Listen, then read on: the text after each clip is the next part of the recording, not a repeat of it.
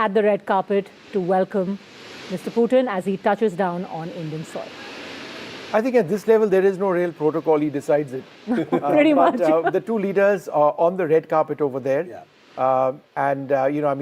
It's the delegation, receiving the Russian president over there, diplomats. I can see India's ambassador, Vinay Kumar, India's ambassador to Moscow over there, shaking the hand of the Russian president over there. You can see the Russian ambassador as well. You can see members of the Russian embassy, their defense staff who are posted over here in New Delhi, greeting President Putin, and then Prime Minister Narendra Modi, along with the Russian president. Let's see what takes place. There's sometimes a small cultural event which also takes place. I think that's something that they are witnessing now.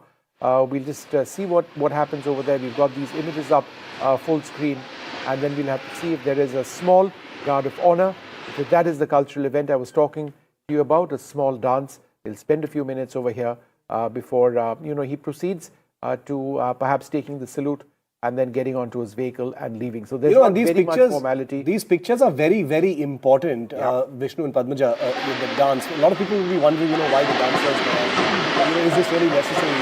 The soft diplomacy relationship between India and Russia is enormously significant. And it's something that Putin has mentioned over and over again. The dance culture, the connect between people of India and Russia goes back decades and decades. There are a huge number of Russians who learn Indian dance here in India and vice versa. So these things are not, just cosmetic little embellishments. They're traveling in the same car. They are about to travel in the same car. Did they get into the same car? Yeah, I think President Putin got into that car, and you can see Prime Minister Modi getting into the same vehicle. So this is that vehicle of the PMO, which the two leaders are in. You can see President Putin in the back. So we can confirm that both the leaders are in the same car. So Padmaja, you were right. You asked that question first. Are they going to ride in the same car? Here you have your answer. Unlikely. Here you have your answer. It's over to you. Well, it's wonderful. Talking about the soft diplomacy, it's interesting. About 10, 11 years ago, when Prime Minister Modi had gone to Ufa, at that time in a very small... I was there in Ufa, yes. Well, yeah. So in Ufa, you had an entire community of Indians who were teaching yoga. Yeah. And you had about 50 to 60 Russians who used to wake up every day at 5 a.m. and at 6 a.m. they used to all assemble for yoga. And I was like, of all the places in the world, I hadn't expected people to wake up at 5 a.m. to do yoga in Ufa. But you're right. That's what soft diplomacy is all about. Yeah. And that is why we keep analyzing these small gestures, the cultural exchanges, the cultural shows. This gesture of traveling in the same car, we will very likely get that picture of the two of them smiling at each other. This is very important in diplomacy. It's not only about what you say, but also what you are seen to be doing. These pictures are going to be splashed on the front page of every newspaper across the world. Okay, Prime Minister Modi and the Russian president in the same car, leaving now for... where will they be going? Where will this car go, though?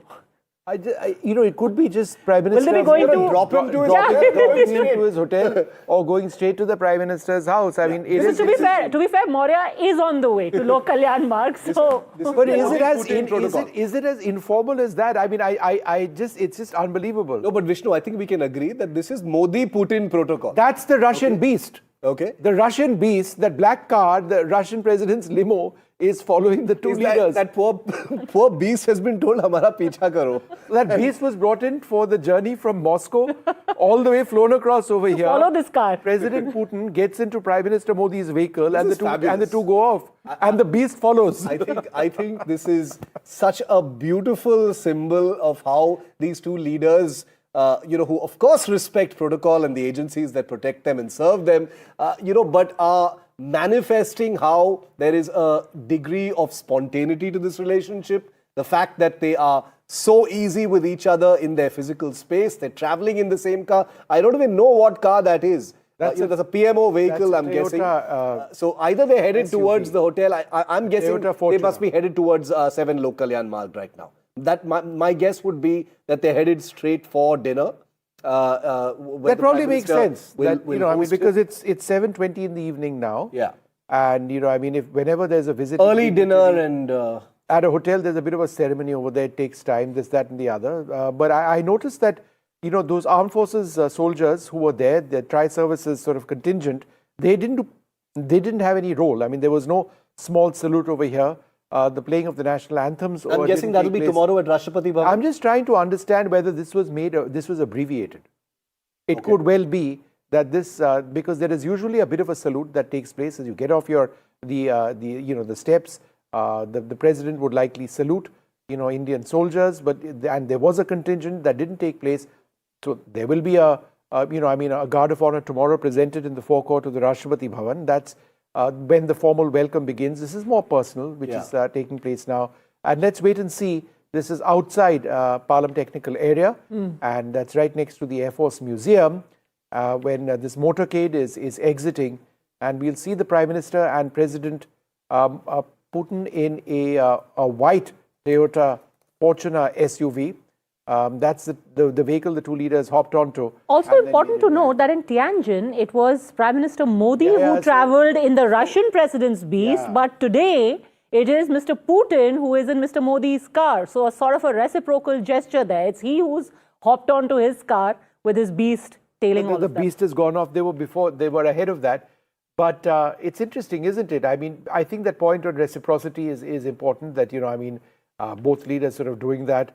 You know, you come into my car, I'll come into your car. It shows the trust between the two leaders, the friendship. What I find interesting is, when one is traveling in the other's car, does the security also accompany them in the same vehicle? Padmaja, there were only 4 people in that car. So where is the translator?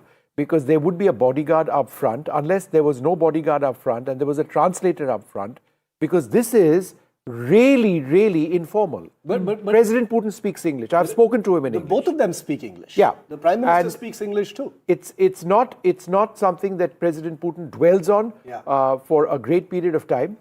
But I mean, it's evidently enough for the two of them to communicate. I don't think there was a translator in that. No, I have to also underscore that level of trust. If you're leaving your security behind, or at least you're paring down your security, you'll have to. If you're traveling in each other's car, at best you can take one bodyguard along. I think we've also got Aishwarya, Vasudha, all of our colleagues from the ground joining us. The convoy, of course, has already left the Palam Technical Area. Where they are headed, let's try and get a fix on that. Aishwarya?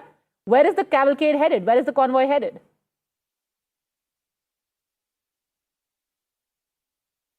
All right, we'll just try and get back to our reporters. You would imagine that there is quite a lot of movement in that entire area. We will try and fix that connection and go back to them. But a very, very... Okay, Vishal Vivek is joining us now from Bharat Mandapam. Any fix yet on where both the leaders go next, Vishal?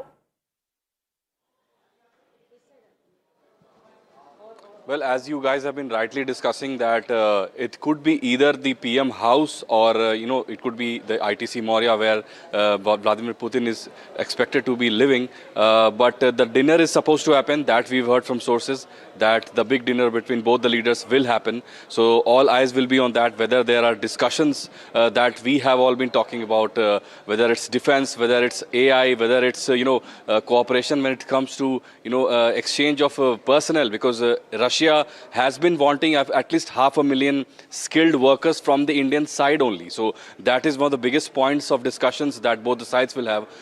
So all of that will be coming into play in the next hours, few hours or so. But the main, the main gist of the whole the visit, that will be tomorrow, because tomorrow the Russian president will be meeting officially the Prime Minister of India and also the President of India, and also there will be meetings with the business leaders of both the sides. That will be at 3 p.m. in Bharat Mandapam, where I am right now. There was a big conference here today as well. Some senior ministers of the Russian side were here. We're trying to get a fix for our viewers on where the cavalcade is headed right now. Akhilesh Sharma, managing editor, is also with us. Akhilesh, both the leaders are in the car making their way towards, I'm presuming, the Prime Minister's residence. What are you hearing?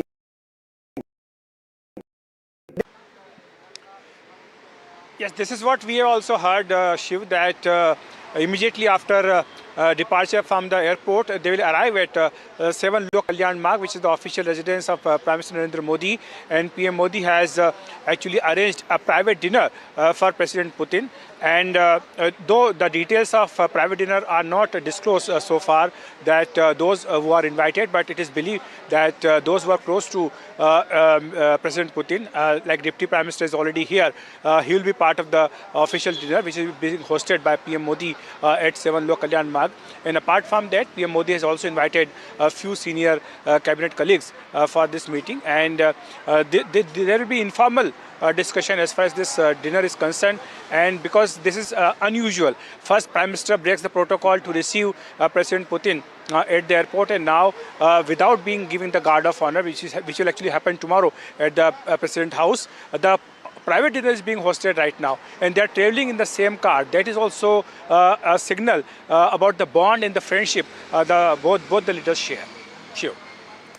Let's also go across to Himanshu, joining us live from Sardar Patel Marg. I believe the security has been set up there. The Prime Minister's route is going to pass through that area. Over to you, Himanshu.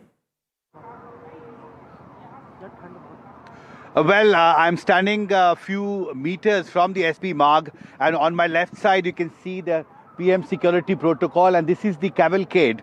We can see perhaps the first car in the Cavalcade, which has just crossed our television screen now. This is SP Marg. This is the route which is just a few meters from ITC Moria, where President Putin will stay. His entire delegation will stay. In fact, you can see one by one the vehicles are crossing this area, and on my right side you can see the barricades have been put in place, and this happens when Prime Minister Modi travels within the city. So all the vehicle has been stopped on this road, and any time now on the screen that you see, the Prime Minister with President Putin will cross this road just in next few minutes. And interestingly, this ITC Moria is just a few meters from where I'm standing now, and this is also the route that Prime Minister takes to go home to 7 Kalyan Marg.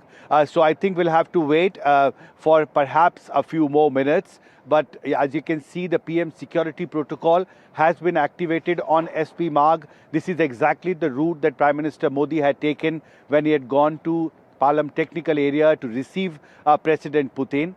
And this is exactly the route Prime Minister Modi will take to come back with President Putin. Of course, you've been talking about the political significance, the diplomatic symbolism of Prime Minister Modi going to receive Putin. And now you can see the security vehicles are gradually crossing this area. It's a long cavalcade, we have been told, because there are Russian security agencies also, along with the SPG and the Delhi police, and that's why there is very tough security. The entire road has been sealed from here till Palam technical area. There are hundreds of paramilitary forces who have been deployed along this route, and we have seen last 2 hours extremely high security. The ITC Moria hotel, in fact, has been sealed from all sides. No outsider is being allowed to go inside except the Russian delegation. And I can see the sirens now on my right side. There is a movement of VIP vehicles along this route, and we are getting this indication that any time the cavalcade will cross this area. You can see another security vehicle has crossed this. This is a long stretch. Now you can see the number of vehicles, and I think we are now watching live the cavalcade of Prime Minister Modi and President Putin crossing the SP Marg here. These are live visuals we are giving. It's a long cavalcade. You can see these are SPG vehicles and also vehicles belonging to Russian security agencies who have escorted Putin to India. And this cavalcade now has passed, and from here the distance to 7 Kalyan Marg, Lok Kalyan Marg, I think is just a couple of kilometers. So in the next few minutes, both the leaders will be at PM residence, and the private dinner that Prime Minister Modi is hosting. He's going to stop off at the ITC Moria, where Himanshu is reporting from, but he's going to go straight across. Let's go quickly across to Professor Andrew Latham, who's been waiting very patiently, and Daniel Block. Daniel, let me come to you first. How would the United States, specifically President Trump, see this visit? Well, I'd say first, I'm not sure how much Trump himself is paying attention to this visit, given how scatterbrained he can be and erratic. That said, I think not terribly well. And, I don't know if he's aware that this is a visit that happens every year, but certainly it is happening, or not every year, excuse me, that the two leaders meet relatively frequently. But certainly this is something that's happening in the context of deteriorating US-India relations. We know that Trump has been very harsh on India for a variety of reasons. And one of his stated reasons, I don't know how much this is actually motivating him, is that India continues to maintain warm ties with Russia. So I think that this might irritate him, again, to the extent that he's paying attention to it. And I think his reaction to it will ultimately depend in some ways on what, if anything, the two leaders say about the United States coming out of it. Is this an opportunity for Modi to double down on kind of the trade conflict with the United States, or does it lead to some softening, or do they say nothing about the United States at all? My guess is the final is going to be what happens, and perhaps that's the wisest option in some ways, because again, I really don't know how much Trump himself is paying attention to this visit. Sure. Let me just quickly go across to Professor Andrew Latham, Professor of International Relations at Macalester College. Professor Latham, India has a stake, obviously, like so many countries in the peace process. In Europe, we've had Prime Minister Modi visit both Kiev and Moscow in the past, speak to President Zelensky and President Putin. Do you believe this is something that's likely to come up? I think so. India's strategic posture of multi-alignment and strategic autonomy means that, yes, Prime Minister Modi can be friendly towards President Putin, and the two countries can have close and perhaps growing economic, military, and diplomatic relations. But on the other hand, India also has to strike, not just a pose, but it has to be serious about promoting peace between Russia and Ukraine, and has done so since the beginning of this conflict. And so it's a balancing act of sorts. On the one hand, yes, we are close friends, not allies, but close friends and partners with Russia. On the other hand, we have an interest in advancing and promoting the peace process between Russia and Ukraine. So I cannot imagine that this will not come up over dinner, even in polite company. Tarak Artha, this isn't just about playing the balancing act. The Prime Minister of India has gone out of his way in order to receive President Putin at Palam. What do you think America is thinking right now, or Mr. Trump is thinking right now, looking at these pictures, the two of them in the Indian Prime Minister's car, that hug and handshake? Well, he did the same thing. First of all, I think it's important. Right? He went and, he personally went and brought him from the airport. So I don't see why he should complain. He could say, perhaps, flattery, the imitation is the best form of flattery. But, what astonished me actually was that joint article by these three ambassadors. I don't know whether you saw that. Yeah, we did. Who didn't? What did they think? What did they hope to achieve? You're not going to bother me. You don't bother me. You don't bother Putin at all. So was this some kind of clarion call to Trump saying, we are behind you, we are doing the things that we can? You sit in Delhi and write about that. Supplicants. That's not diplomacy. I don't know what it is.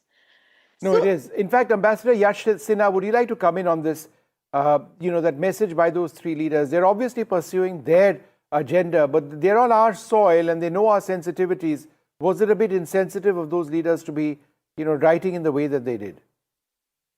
Vishnu, the three ambassadors wrote boilerplate stuff, which is reflecting the positions of their respective governments. Yeah. But could they have used more temperate language? Certainly. Could they have avoided writing an article just on the eve of the visit of President Putin? I would think so. And I think today, if I'm not mistaken, or yesterday, there was a response by the Russian ambassador, Denis Alipov. So I think if you need to fight your battles, fight them in your own capitals. Do not export them to a third country. And that also a friendly country to all the three countries whose ambassadors wrote, and of course, a very friendly country to Russia. But what I'm struck by is the playing out of these special or the privileged strategic partnership. It is unprecedented. I know it's for the seventh time that Prime Minister Modi has gone to the airport to receive a foreign leader, but then for them to travel together in the same car to Lok Kalyan Marg is again a gesture that the whole world will be watching. And this is India's strategic autonomy at play, multi-alignment, hedging, whatever you call it. But India cannot be taken lightly. And this is the message that is going out to the world. Lieutenant General Saha, do you think in that sense this is a response? Not to say that the Prime Minister should be troubled by what's written in a newspaper, but in a sense saying, look, you may be trying to pressure India, far from it. We're going to do exactly what we want and we are going to underscore it. Yeah, thanks. You see, I think most important point apart from a whole lot which has been covered really, I think India is seeing great opportunity in the larger reorientation that Russia is up to, from Greater Europe to Greater Eurasia. In that, if you see geographically and otherwise, for multiple reasons, economics and so on, India has got a far greater significant role. And I think that is exactly what the Prime Minister is trying to bring out, apart from all the other issues that we have talked about, Trump, US, so on and so forth. And hence this, added importance of going out, receiving President Putin, and also it helps, in a sense, he is helping Russia to balance China actually. And that balance between China and Russia, again, helps India. So I think he is playing the game exceedingly well, if you ask me, the way the things are unfolding. But you don't think the shadow of that editorial at all hangs over this visit or anyone's concerned about it? I wouldn't give it so much significance, fine. They have written and we just heard what the ambassador had to say. I completely endorse what he's saying. No, and also I think the overall sense is also that these ambassadors represent countries that India has very close relations with, and even though it was unsavory from a diplomatic perspective, the message that goes out is that they were able to do that here in India. This is an incredible democracy, isn't it? Nandan Unnikrishnan is also with our coverage tonight. He is arguably India's leading expert on the Soviet space, India-Russia relations and Russia itself. Nandan, good to see you.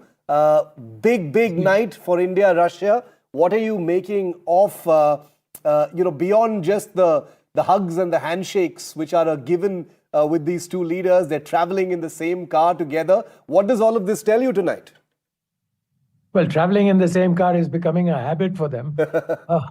They seem to have a genuine romance going, as far as I can see. But at a more serious level, I think we are at a juncture in geopolitics where India needs to have close consultations with leaders of all the major powers. And Russia is no exception.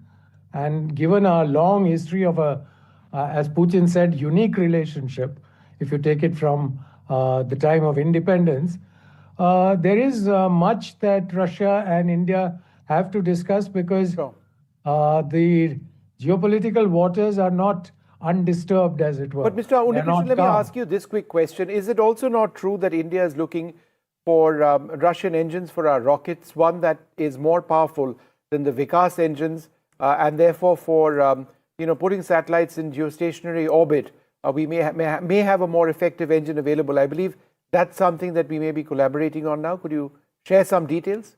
Vishnu, I am not privy to what is being discussed at that level.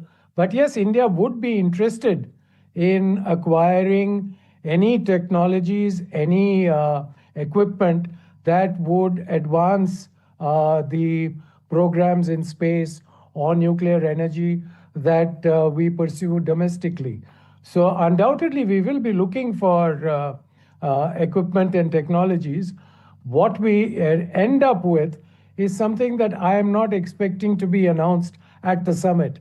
The summit usually doesn't have these huge declarations. This comes either sometimes before the summit or after. In this particular case, I expect it to happen sometime in January, February. General Saha, again, this is not the time and the place for defense deals to be announced. But I suppose that when the leaders meet, the defense minister of Russia here as well, there is more momentum which is added to existing processes. How do you see the overall defense relationship in the context of, let's say, systems like the S-400, India's acquisition of a nuclear submarine, and other areas where both sides are, have collaborated for an extended period of time? Very quickly, the Sukhoi 57 with transfer of technology, but with a caveat of licensed production, is going to be on offer. And it will be put out as a stopgap until the AMCA gets developed. Then likewise, the Sukhoi 35, that will also be on offer, with, of course, all the latest ISA and all that. And S-400, since you specifically asked, I think we are still to receive 2 which are pending. And I would imagine post-Sindoor, the Air Force certainly would want more. S-500, of course, is fantastic. I think it will be discussed. And submarine lease, as you're talking about, rather than procurement, I think the lease would be on offer. These would be the major ones. But having said that, I think Sukhoi 30, the upgrade package must come. And you see, that is the areas, little bit of this older generation equipment. I think we should insist on the transfer of technology there as well. Mr. Unikrishnan, in fact, even before Mr. Putin touched down, we had, our defense minister and Russia's defense minister co-chairing the 22nd India-Russia Intergovernmental Commission. And what the Russian Minister for Defense said over there, the fact that our bilateral relations have a strategic character and the partnership with India is a key factor for the balance in South Asian region and global security in general. So the grounds have already been laid of what this relationship in the field of defense is going to be from here on. Yes, absolutely. I mean, as far as Russia is concerned, India is a critical partner in not only on the economic front, but even on issues of global security. It's not only the defense relationship in terms of equipment. You can see us exchanging information, cooperating with each other in Afghanistan, for example.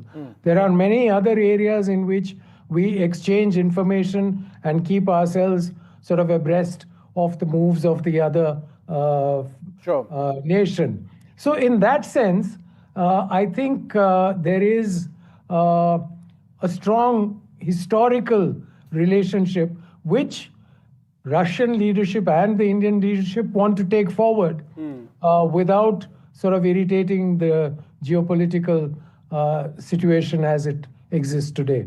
Yeah, because even what we've seen so far in the first hour, less than an hour since Putin has landed, there's so much messaging, there's so much breakage of protocol, no shortage of subject matter to analyze what the reactions from other countries are going to be like, most of all from Trump. But General Saha, you had something to add to that?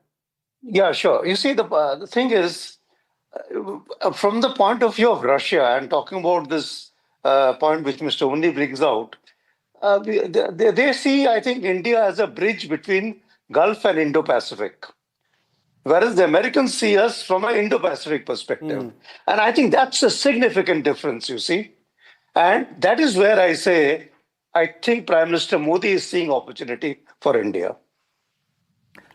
Where is that cavalcade? I mean, probably the motorcade would have reached. They should have reached Lok Kalyan Marg by now. They were at SP Marg about 15 minutes ago. So, there are no traffic signals, I assure you. It's not like they're stuck in a jam or something. Nandan and General Sinha, before the cavalcade left from there, we were arguing about whether Prime Minister Modi is going to drop President Putin at the hotel and then go home, or they're going to go straight to 7 Lok Kalyan Marg. It's actually a great example.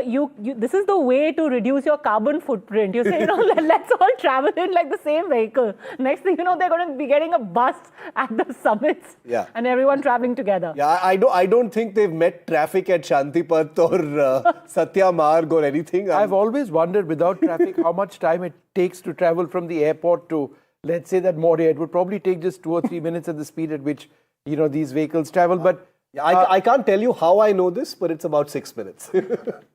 Oh, really? No, that's impressive. Yeah. Ambassador Yash Sinha, we keep talking about weapon system, and that's perhaps visually the most interesting part. of the Indo-Russia equation at one level.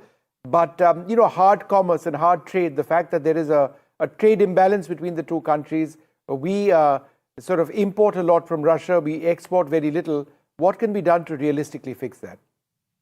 I think that's going to be a key point on the agenda for the talks tomorrow, because, as you said, the trade is very imbalanced. I think it's the tune of $68 odd billion, of which we export only $4.9 billion. So I think we can export much more. There have been areas that have been identified, agricultural products, fishery, etc. And there are other areas which Russia can sort of gain from in terms of buying from India at a cheaper price. So I think till now, I think Russia has been fixated as far as trade is concerned with the West. But the circumstances it finds itself now, or China for that matter, they're looking elsewhere. And who better than India, their time-tested partner. So I think there's going to be talk on trade, energy, and defense. I think General Saha has covered the defense aspect quite well. Just to pick up on what Nandan had said about Afghanistan, because, we've been cooperating on Afghanistan for many, many years. I've personally been involved in that. But be that as it may, I think with the Bagram very much in the news now, I'm sure our experts and our foreign officers, etc., would be exchanging notes on how the situation is developing in the region. And I think because we have this special privilege strategic partnership, I think all these issues will come under discussion. Energy, certainly, because energy is another area where we are under pressure, but we haven't bowed to pressure. Yes, in October, our intake of Russian oil was reduced, but don't forget that Rosneft and Lukoil were sanctioned. And in December, we might see a further drop. But India will buy oil from the available sources in terms of price, in terms of availability. And I think that is in our strategic national interest. And I think this is a message that everyone should understand, because I find this completely unaccepted and double standards where countries preach to us that you shouldn't buy, and yet they buy themselves, they buy energy in huge quantities from Russia. So I think all these issues are going to come up for discussion. And I'm hopeful and I'm sanguine that the outcome of this visit will be something that will be of mutual benefit, but will also be a message to the rest of the world. I just want to tell our viewers that Sputnik is quoting the Kremlin to say that Prime Minister Modi's decision to meet the Russian president at the aircraft ramp was unexpected and the Russian side had not been informed in advance. So what did I tell you? My sources said they had no idea. My sources were pretty well placed. Sometime, and I would suggest 5 p.m., the Prime Minister said, "Chalo chalte wahan airport." And, that's what happened. And then Putin gotten into President Modi's vehicle and they went off to his house. It's as simple as that. I mean, this is what friends do. Really? He told his driver, "Chalo chalte hain." And he just hopped into his car. No, but Ambassador Sinha, what does that mean, though? Sputnik reporting that the Russians had no idea about this and it was presumably a pleasant surprise at the Palam terminal. What does it mean, though? I would take it with more than a pinch of salt. Yeah, exactly. That's what I was going to say. Yeah. So it's all planned is what you're trying to say. How could they not know? I mean, one of the most protected world leaders. You boffins at the External Affairs Ministry could have told us earlier, but chose not to. I think that's what he's trying. No, I mean, look at those pictures. It's not like, he looks startled or he's like, "Oh my God, what is this person doing here?" It's very apparent that it was planned. However, that is what Sputnik is reporting for the time being. We, of course, are going to talk about what happens in the next few hours, what will be discussed over that dinner, what happens in the next 24 plus hours tomorrow. We have to stop for a very, very quick break at this moment. The biggest story here on NDTV.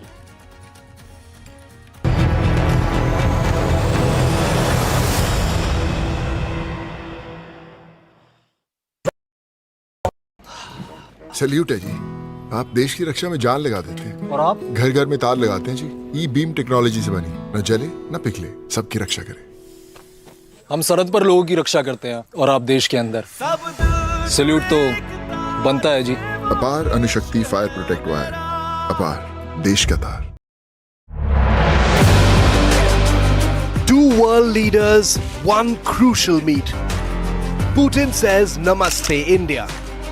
The bonhomie, the Big Bang deals.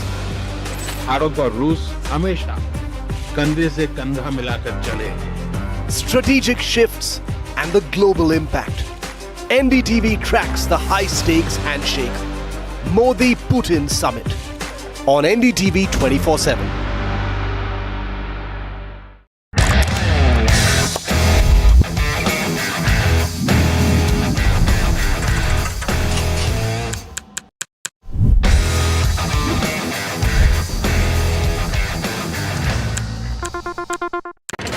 The front lines of Kargil. The fury of Operation Sindhu. So many attacks. The chaos and cries of disaster zones. To fighter jet cockpits. And the world's most defining interviews. It's incredible. He has seen history break. Live. Unfiltered. 20,000 hours of live broadcasting. Welcome to Left, Right and Centre. Hard facts. War-struck country. Hard questions. In the Ukraine. 30 years of trust. In the Kargil area. North Ukraine. In France. In Italy. At Srinagar. Vishnu Shom for NDTV. Vishnu Shom.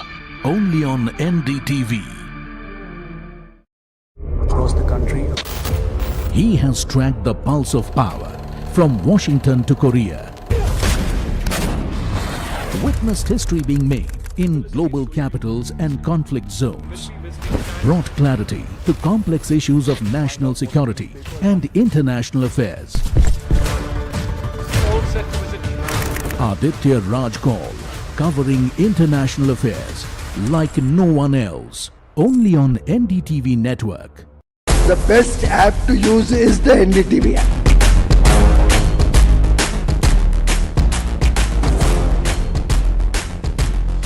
दुनिया भर में जब भी भारतीय media की चर्चा होती तो एनडीटीवी सबसे पहले जिक्र में आता है। मैं आपका बात से सहमत हूं, उल्टे हम भी जब विदेश जाते हैं, the best app to use is the NDTV app.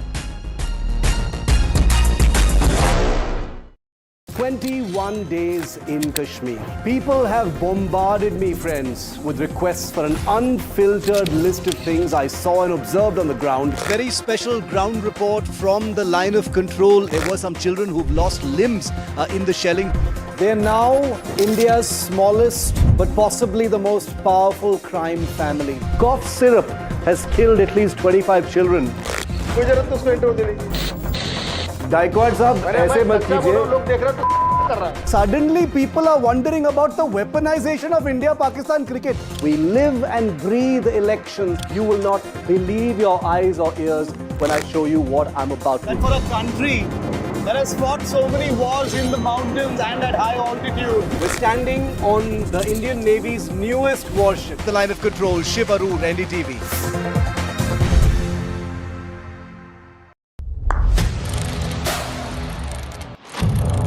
What seems settled for me is unfinished business.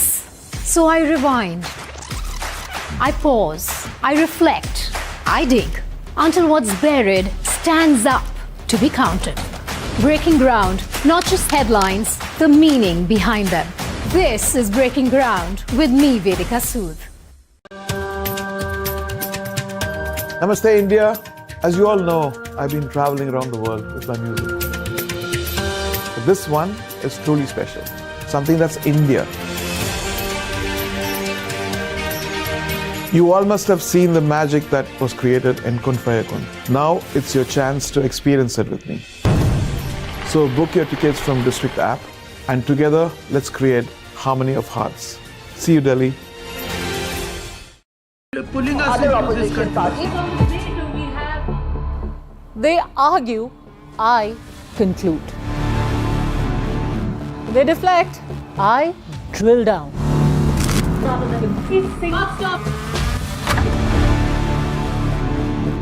This isn't a free-for-all. It's a reckoning. No filler, no fog. Only the facts and where they lead. Every night at 9, the case closes because the buck stops here. I don't sugarcoat. I shoot straight and tell you stories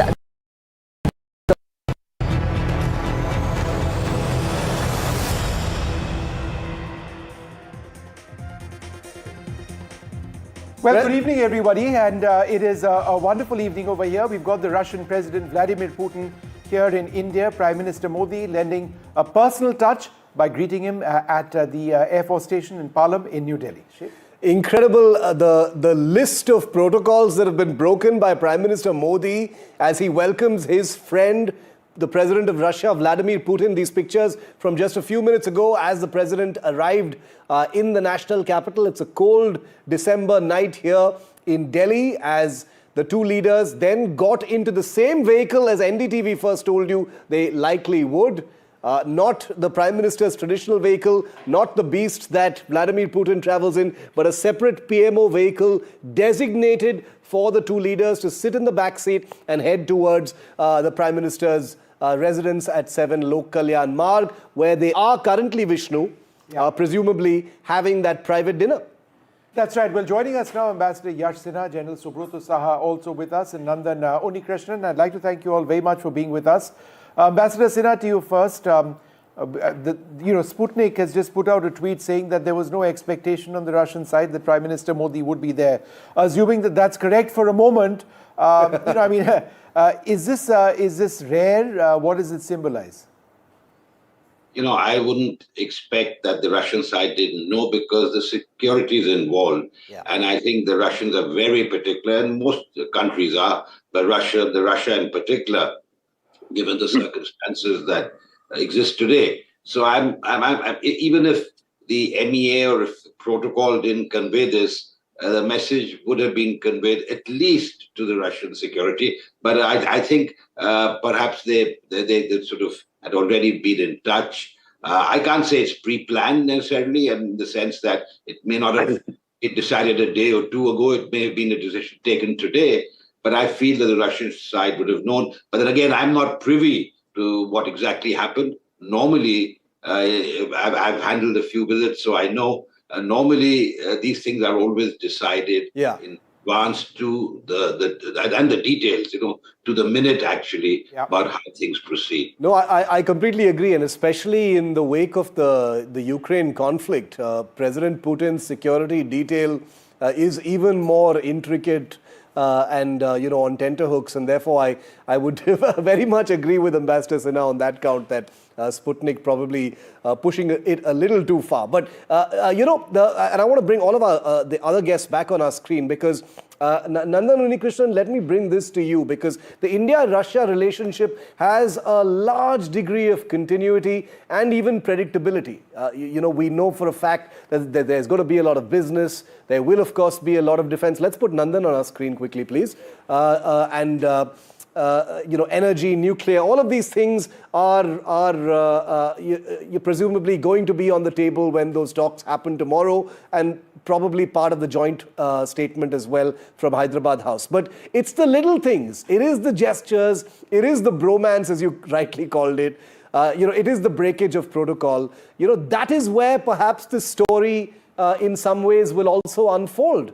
Do you agree with that? And what do you think the two leaders will be talking about over dinner as we speak?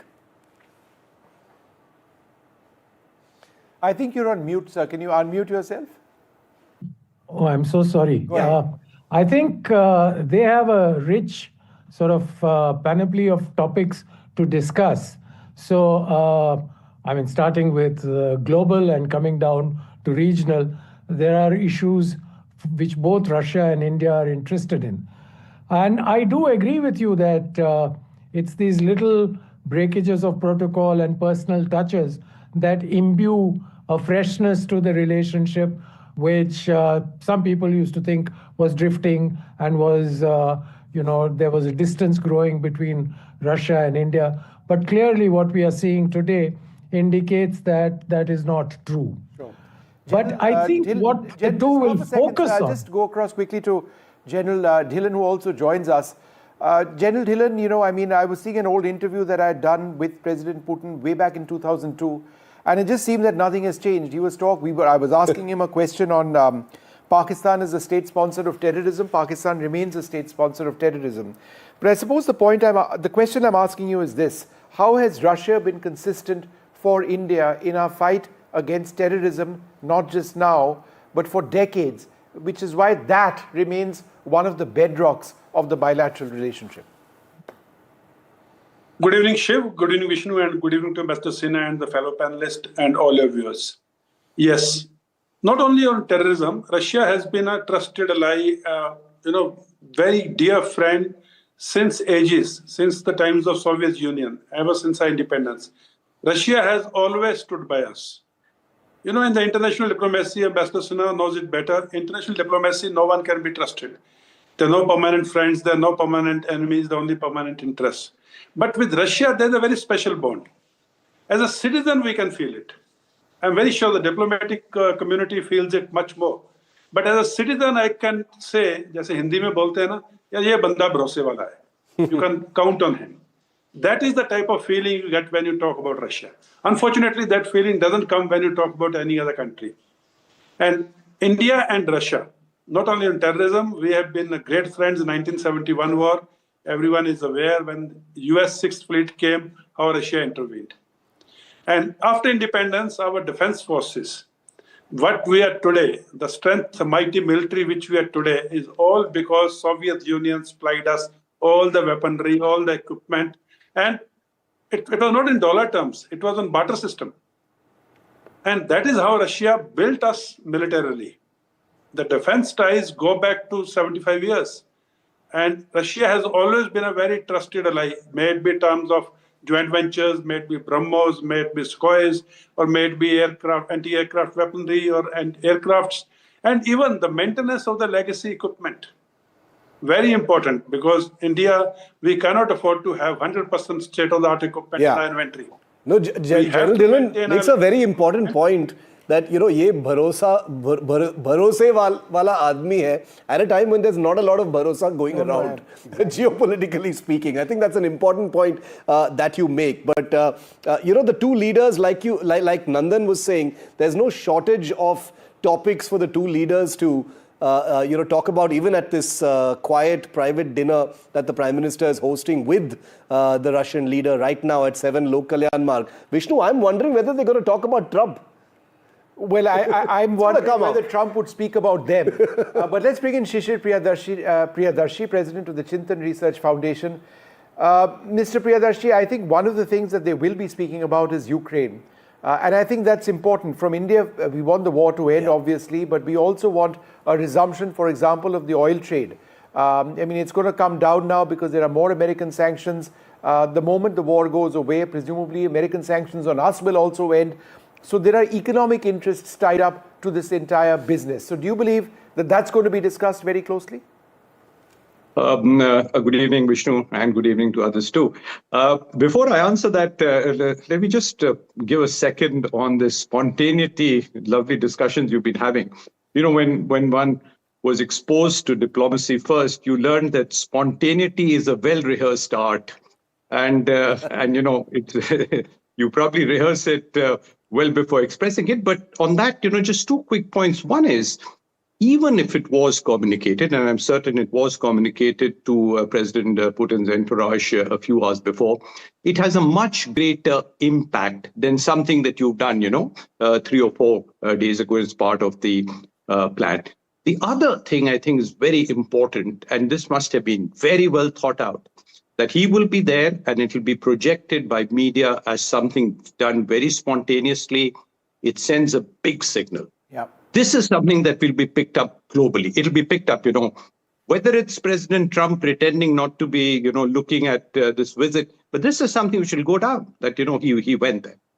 But coming to Ukraine, Vishnu, I think India has a huge interest in the matter being settled. And I think it is also true that the sanctions, which both indirectly and directly we are facing or are likely to face, will ease if there is a decision.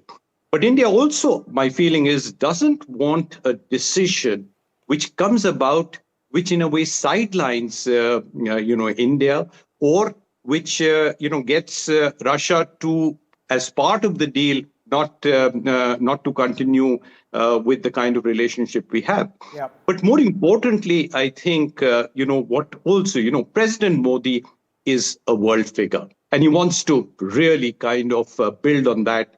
And if he can play even a small part in getting this, kind of deal done as a consequence or partially in consequence of this visit, I think it'll go a long way.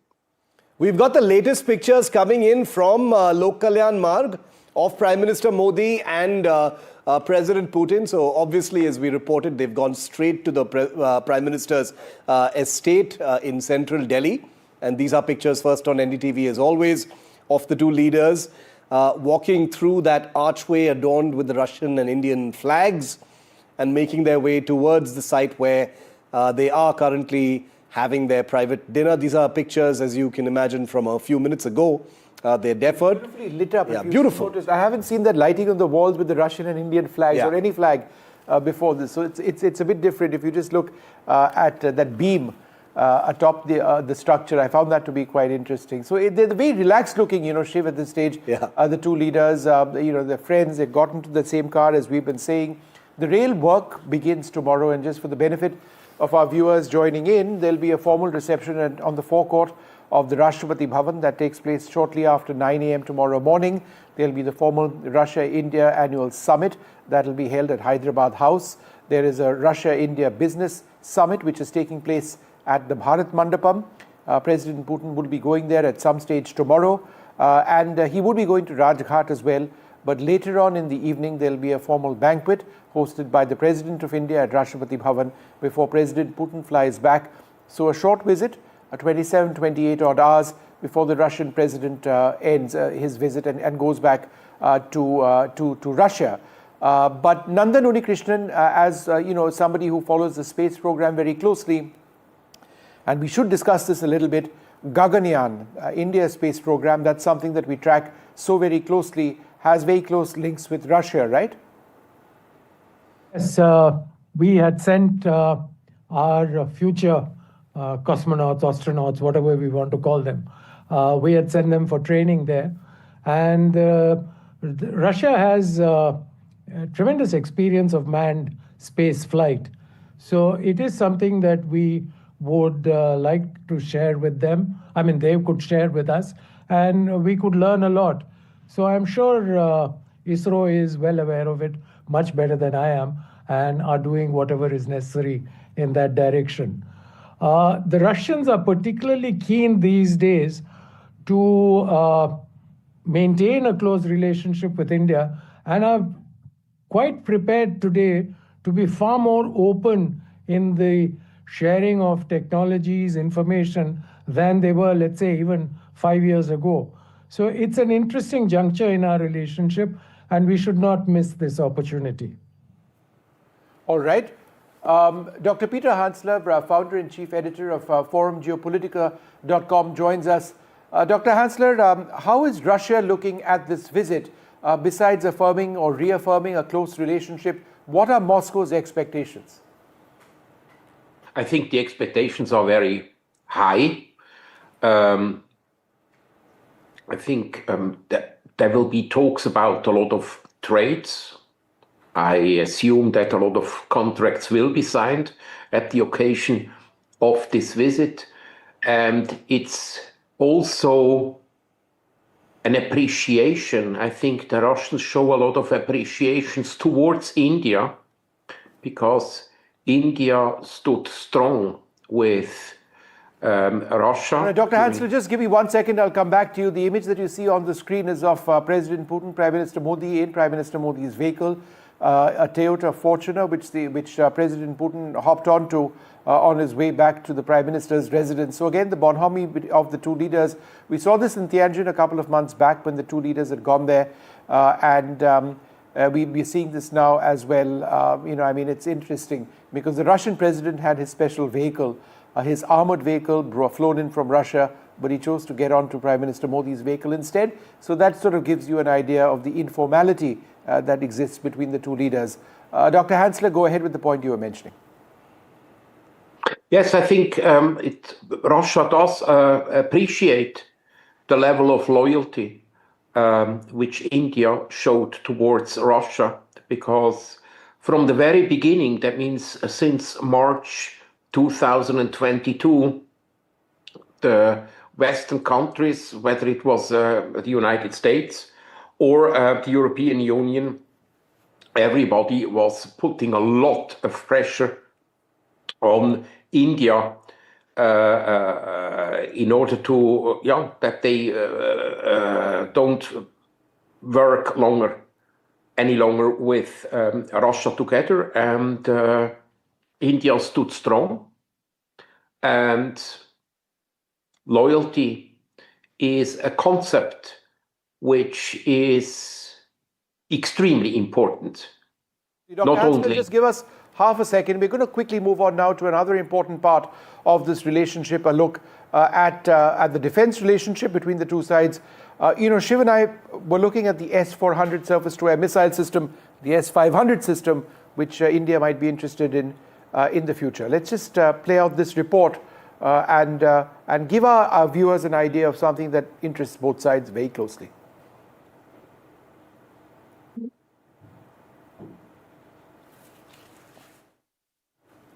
So let's stay with these pictures. Let's stay with these pictures because I want to put that picture of the two leaders in their car on our screen again for a moment, because it's the second time that President Putin and Modi have ridden in the same car together. It is a breakage of protocol, but it's happened for the second time this year after the Tianjin. This is a picture from Tianjin at the Shanghai Cooperation Organization summit earlier this year. And here's the other one, that's tonight. So the two leaders have shared a ride twice this year. This is the money shot, Vishnu. I'm going to go ahead and say this is the money shot, even though we've got a whole day of photo opportunities tomorrow lined up as well. And I imagine there's going to be a lot of such things to see tomorrow as well. But two big pictures, important pictures. The one on your left side of your screen is tonight.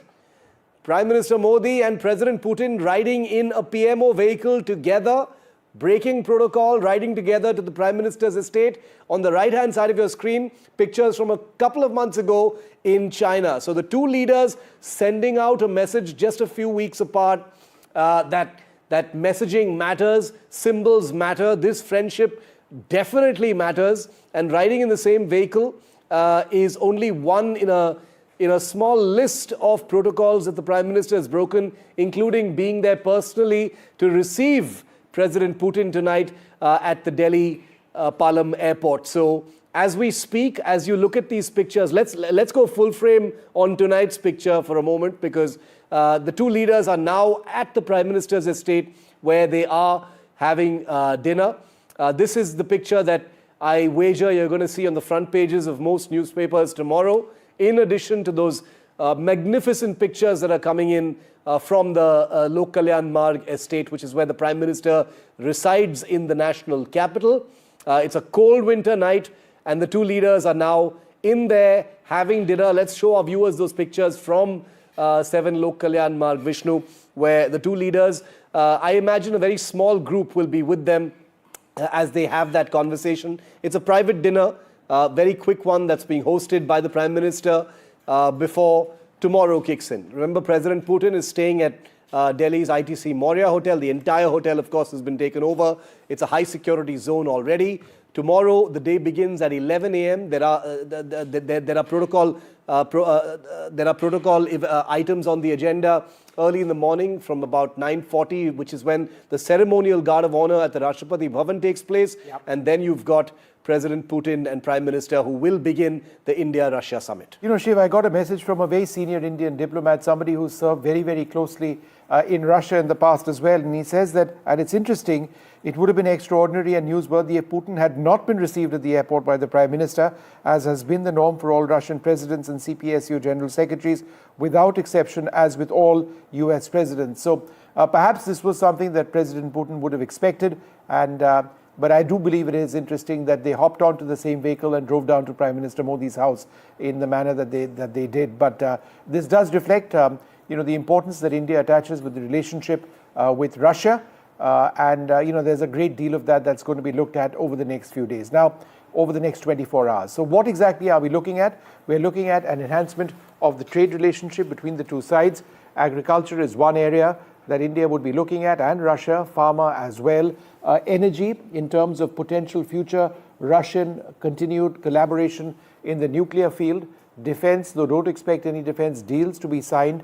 This is a bilateral relationship where there is a distinct trade imbalance. India imports a lot more of Russian products that primarily by Russian oil supplies than the other way around. And both sides are interested in righting that, which is why tomorrow at the Bharat Mandapam, in the heart of New Delhi, we expect leaders of both sides, along with business leaders, and there is a massive Russian delegation, I believe 400 strong, Shiv, who are over here and who will be talking business as well and, you know, looking to engage Indian industry. Russia at this stage is a war economy. A lot of their economy is progressing, but it is being driven into fueling that war against Ukraine at this juncture. What the world expects, and India certainly does, is that the war must end. That enables India to restart oil imports from Russia, and it enables trade between both sides to actually get to that level that both India and Russia seek. Ambassador Ajay Malhotra, former Indian envoy to Russia, is also joining our rolling coverage tonight. A very big night. Ambassador, welcome. Your word on how the Prime Minister received the Russian President. It's a big day tomorrow. You know, we've discussed in a fair amount of detail what's on the table. But this very special relationship, especially amidst all this geopolitical churn, we know who's watching. But the small gestures, what do they mean? Your take, sir.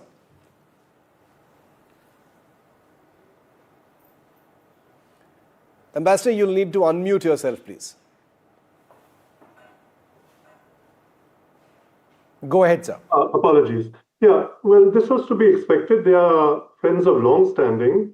The first time they met was in 2001 when the then Chief Minister of Gujarat, Mr. Narendra Modi, had gone to Moscow, and when they had signed the agreement on sister city relations between Astrakhan and Ahmedabad. And from that occasion on, even as Chief Minister, he met him 3 times, again in 2006, 2009, and then repeatedly thereafter, when he became Prime Minister from 2014. So this is a friendship that has deep roots, not only for India, but also for the two top interlocutors. They get on very well, which is clear to anyone who is looking at the visuals. And being at the airport was absolutely expected. Sputnik might be telling you anything. I heard the previous portion where they might be saying that protocol, etc. But these things are never outside protocol. They always take place as per requirements. And if you look, even when Putin went to Anchorage in Alaska, President Trump was there to receive him on the red carpet at the airport. So it would have been very strange if our Prime Minister were not there. Yeah. But the lovely thing is that he got into the car. This would have also been agreed in advance, and proceeded in our Prime Minister's car back to his home for the private dinner that they would be having together, where, if you ask me, I think most of the actual kind of broad understandings and policy kind of guidance that needs to be agreed upon would probably be reached. So that's where we are. It's an important movement. What's happening now is, for our country, is hugely important. Yeah. I only see positivities in it, but we would know more as they come out and brief us later on at some stage tomorrow. Yeah. General Dhillon, America has concerns about India's continued import of Russian weaponry. That's not going away. I mean, we've just invested massively in the most basic things. AK-203 rifles, that's a Russian design, made in India for sure. But that Indo-Russian defense collaboration, that's primary to our military policy, and that's not going away, right? Absolutely, Vishnu, and that's not going away. It has reasons. It has reasons. No defense system, like I said earlier, we can just throw it away and bring in the new weapon systems. Now, Operation Sindoor.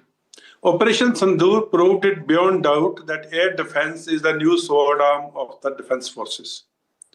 Now, in Indian air defense, which comprises of all 3 services, the Army, Navy, and Air Force, like I said earlier, they're legacy weapon systems, they are newer weapon systems, and the state-of-art, like S-400.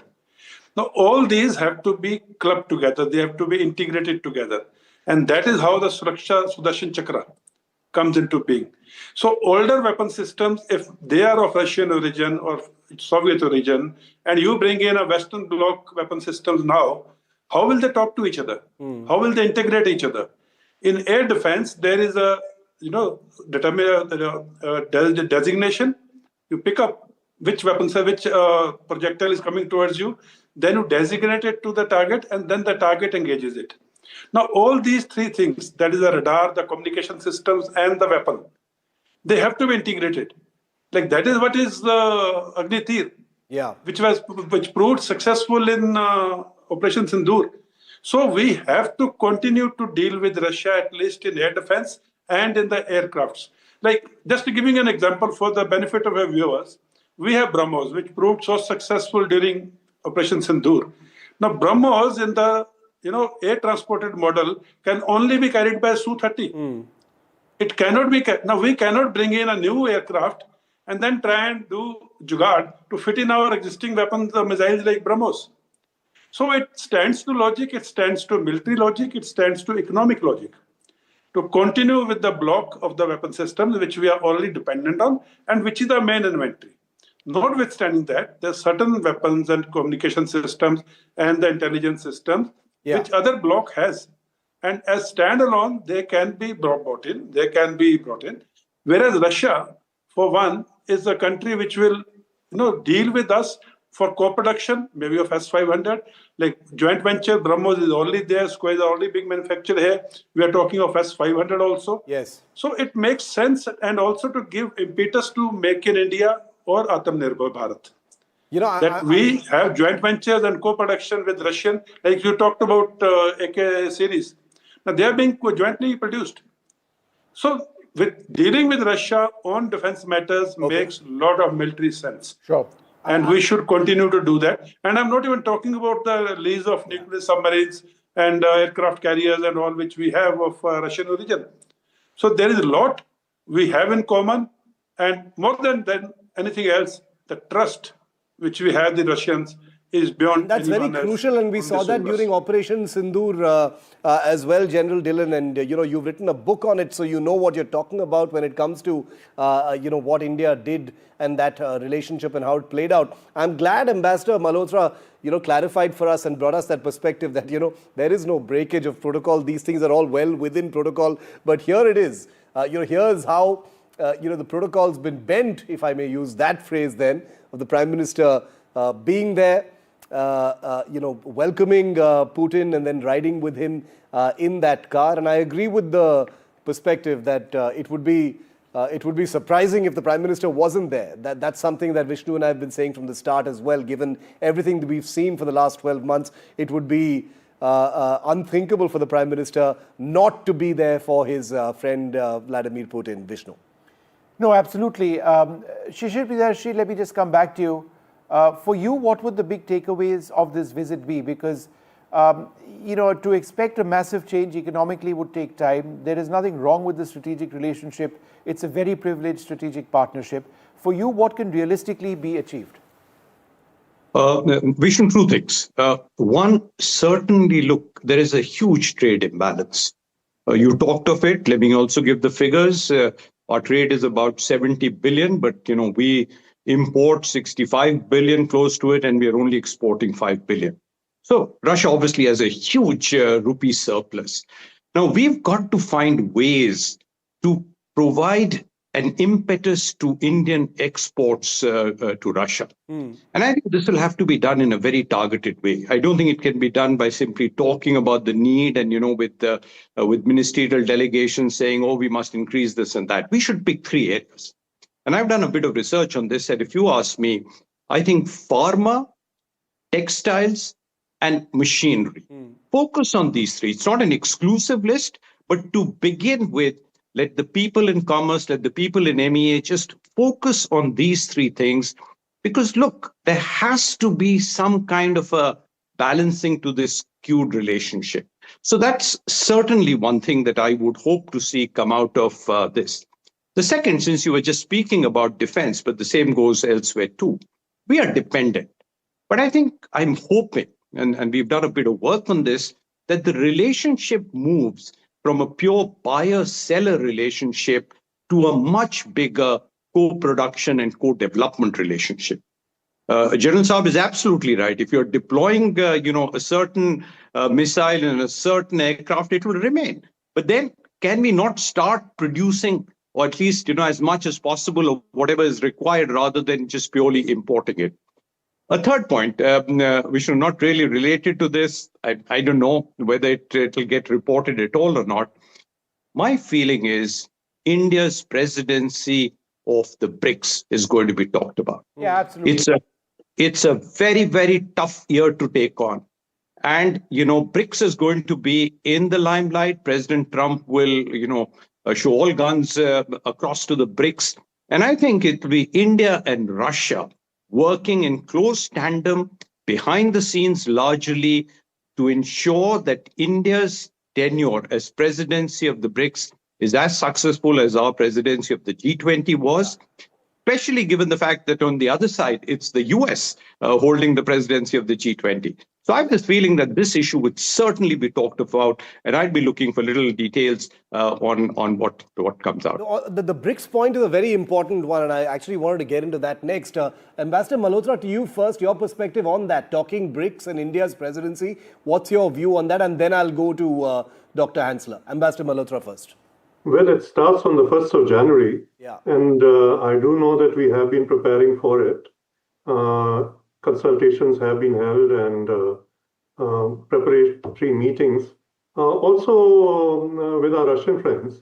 And in fact, the point worth noting is that in every sector, our Foreign Office consults with the Russian Foreign Office in every division, every political division, whether it's Latin America, West Africa, ASEAN, etc.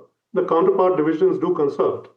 And so similarly, with BRICS Plus, as it is now known, we need to see that we act in a way that very successfully moves it forward.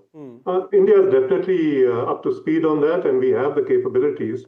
So I don't see any problem in that happening.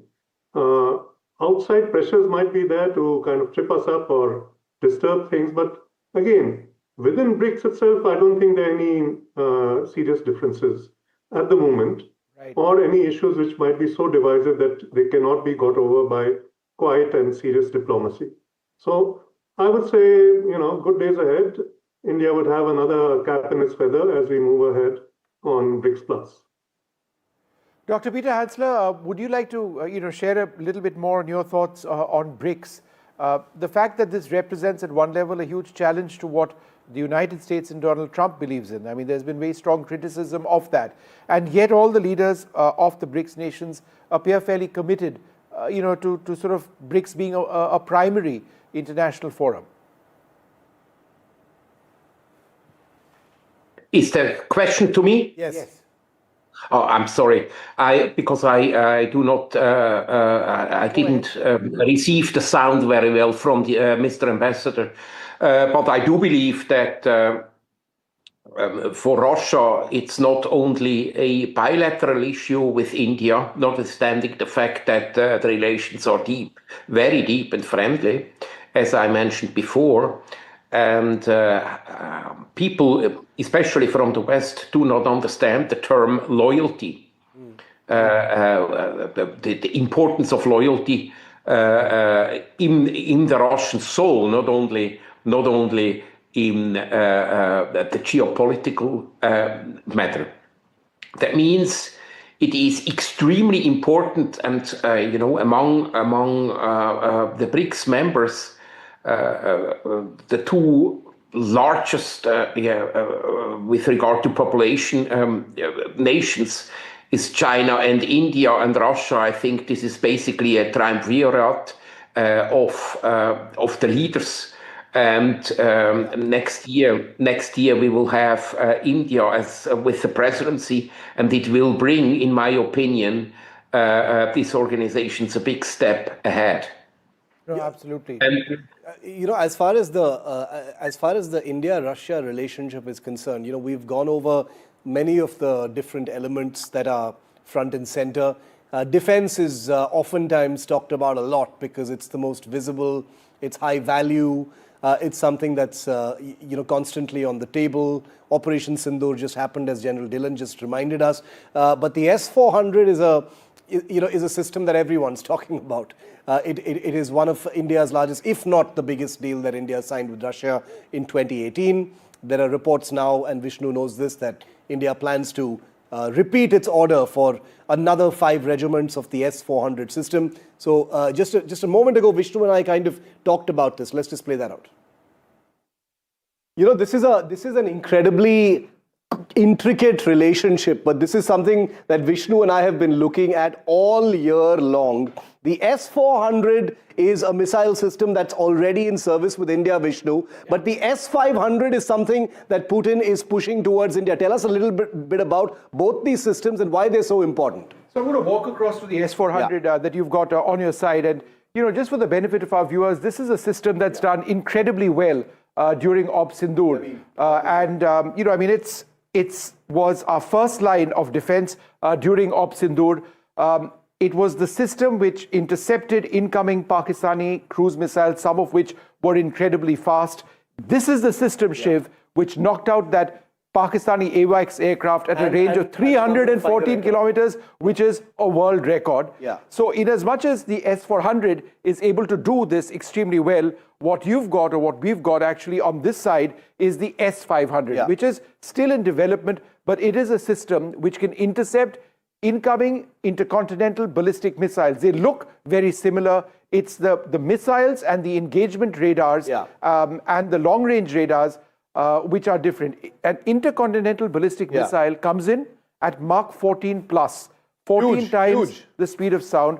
This system, the S-500, is able to launch its missiles to intercept incoming ICBM in space. No, so that's what it's the S-400 that Vishnu was just talking about, remember, it was ordered by India in 2018 as part of the biggest deal, Vishnu, that India and Russia have signed so far, $5.5 billion. Those missile systems performed incredibly well. They were game changers, as Vishnu said, during Operation Sindoor. And that's the reason why India is about to order 5 more. We're going to double our order for S-400s. That'll happen after the Putin summit, of course. But the S-500 is that big game changer that the Russians are now trying to push, which could be a co-production where, unlike the S-400, which was bought off the shelf from Russia, the S-500 could actually be built as part of a joint venture between India and Russia. And talking about... Shiv, just a few, just a few details about the S-400 itself. What you see actually over here on our screens are the missile launchers, right? The S-400 has several missiles that it can actually fire, 5 missiles, some which can hit targets at about 40 kilometers, some going up to 400 kilometers. So it's got different missiles for different ranges. It's got very impressive long-range radars and an engagement radar. It's not just this, it's this plus various components, and they're all mobile. No, so, that's what's the big deal. $10 billion in terms of the S-400, many multiples of that for the S-500 mean that defense, needless to say, as Padmaja was saying as well, is the big sweetener of this relationship. Now, to be clear, no defense deals as such, are expected to be announced during this summit, but delegations that join both the leaders have been steadily pushing many ongoing negotiations forward, delayed deals for a nuclear attack submarine, warships, many other items that are on the agenda. Like you just said, repeat orders for the S-400. The S-500 is likely to be a kind of crown jewel for a partnership or a joint venture between India and Russia going forward. Welcoming Dr. Alexei Zakharov, Fellow Strategic Studies Program at the Observer Research Foundation, onto our coverage tonight. Dr. Zakharov, welcome. It's a cold night in Delhi, but a lot of warmth in the relationship, clearly. Sorry to be so cliched and cheesy, but it is true, because these two leaders enjoy a fantastic personal rapport. It's very clear to see. It's not something you can stage or choreograph. And the two are having dinner right now at the Prime Minister's residence. It's a big day tomorrow. You study this stuff very closely. What are you expecting to see tomorrow?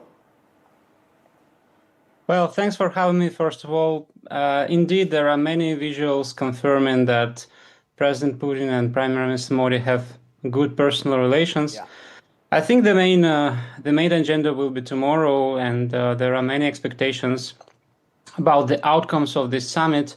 I think that mainly, at least for me, I'm looking at the developments in trade and economic sphere. I think it will be a major focus of this summit, and it's also manifested in the fact that both leaders will attend the Russia-India Business Forum, which is a very large event. It attracted a lot of business people and companies from both countries. And I think that it's like the major focus of this particular summit. Of course, deals in energy, and you've discussed a lot the defense sphere. I think these are important. We have seen the meeting between the two defense ministers today. And I think there are many items on agenda. Some of them are not announced, and some of them will be just follow-ups of these engagements and exchanges during this summit. But to my mind, what will be announced will be concerning the trade, will be concerning commercial agreements in different economic sectors between the two countries, in attempt to, reinvent and to boost economic relationship. Ambassador Malhotra, very quickly, these are two leaders. The two leaders we're talking about in this relationship, are individually wildly popular. There's a sort of viral quality about everything they do. They've got enormous, individual followings among the citizenry of both countries. And they have this amazing relationship. But they're also individually not known to be easy customers when it comes to administration. They're hard taskmasters. They work very hard, not easy to bargain with. From a diplomatic standpoint, Ambassador Malhotra, how does this easy relationship and this bromance help the larger relationship? Does it act as a lubricant to do more things between two countries, the personal relationship? I think it does in this case, simply because if you see, our bureaucracy and the Russian bureaucracy are well entrenched. Yeah. And you need somebody who has a different mindset, like our Prime Minister, who's willing to go all the way, and somebody like President Putin, who also is very effective in his leadership qualities. So when they two meet, it gives a certain synergy, and which is why this summit is most important in my viewpoint, because otherwise decisions that have been, kind of progressed and progressing slowly will continue to progress slowly till the matter of the summit is brought up, and then everyone says, okay, what can we clear? How many agreements can we sign? This is important. Our Prime Minister is watching us, or our President is watching us. And then things start moving a little more actively. If you see even the meetings that take place, the defense ministers meeting the night before, and it all kind of comes up to a crescendo. And that's where the fact of the two leaders being close friends also helps sort out issues, because they can then understand, they know how their systems work. And through their interaction, that's why the dinner tonight, the private dinner, is the most important. They would be able to take decisions which will move things along. Otherwise, it all gets stuck in paperwork, in bureaucracy, and, like many other countries, the Indians and Russians are pretty good at all of that. Yeah. No, absolutely. And this is something that we're all very curious about. The diplomats and the scholars have had a ringside view of some of these conversations. But, us TV walas like to focus on some of these softer aspects because, in many ways, the story is there. The relationship is a very steady one. It's got a lot of continuity. But it's in these small little dinners and private conversations and riding in a car together that things sort of indicate what the future might bring. Shishir, do you want to add to that? We know that tomorrow's delegation level talks and the summit level talks have a very structured kind of agenda. What would be your guess, Shishir, that the two leaders will be discussing over this private dinner, for instance? Look, you've used the right word, yes. But if you give me a long leash, or I'm taking a long leash, absolutely. My feeling is China will figure in this conversation. We haven't talked about it much. We don't seem to. It's always, US and this. My feeling is China will figure in this. Look, Russia has an amazing relationship with China. Just today I was told there are about 200 flights a week between China and Russia, whereas, I think India is still probably in single figures. Yeah. So And obviously, while there was a lot of talk of India-China relationships, both prior and during the SCO summit, but the fact is that still we are very, very skeptical about that relationship. Now, can Russia play a role? I mean, can a troika emerge? Well, maybe, as I said, maybe I'm on a long leash on this, but my feeling is China would certainly be one of the issues which will be talked about but not reported. No, important, and I'm glad you brought China up. General Dillon, there's no conversation without China. The three leaders, Xi Jinping, Vladimir Putin, and Narendra Modi, met just a couple of months ago in Tianjin in China. So there's a lot of subject matter there as well. And I agree with Shishir when he says China is definitely going to come up. General Dillon? Yeah, I agree with Mr. Shishir too, but I will answer your question in two parts. Firstly, India bonhomie has to happen, or they have to come together. Now is the time. Three leaders in all three countries, very strong on their home constituency, and very, very strong and visibly tough leaders who can take decisions in the interest of their respective nations. So that's why I say if Russia